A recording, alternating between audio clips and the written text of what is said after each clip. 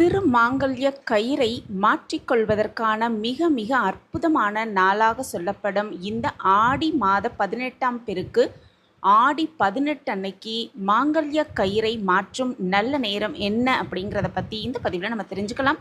வணக்கம். நம்ம இறையொளி திருவருள் சார்பாக உங்கள் எல்லாருக்குமே அன்பான வணக்கங்க.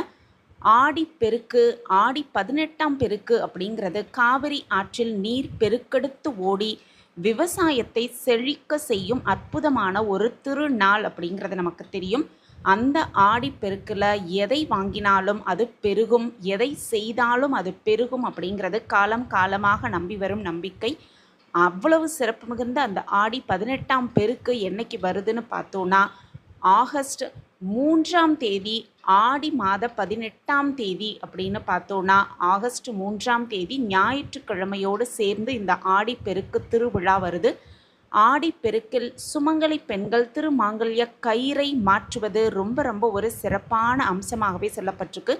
அத்தகைய சிறப்பான நாளாக இருக்கக்கூடிய அந்த ஆடிப்பெருக்கில் திருமாங்கல்ய கயிறை மாற்றிக்கொள்வதற்கான மிக மிக அற்புதமான நேரம் என்ன அப்படிங்கிறத நம்ம தெரிஞ்சுக்கலாம். அதே போல் ஆடிப்பெருக்கில் செய்யவே கூடாத சில விஷயங்கள், கண்டிப்பாக செய்ய வேண்டிய விஷயங்கள் அப்படின்னு நம்ம முன்னோர்கள் சொல்லி வச்சுருக்காங்க.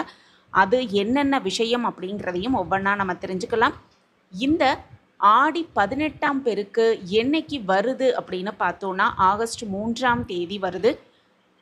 ஆகஸ்ட் 3ஆம் தேதி அன்னைக்கு திருமாங்கல்ய கயிறு மாற்றுவதற்கான மிக மிக அற்புதமான நேரம் அப்படின்னு பார்த்தோன்னா பிரம்ம முகூர்த்த நேரத்தில் மாற்றிக்கொள்வது ரொம்பவே சிறப்பான நேரம்.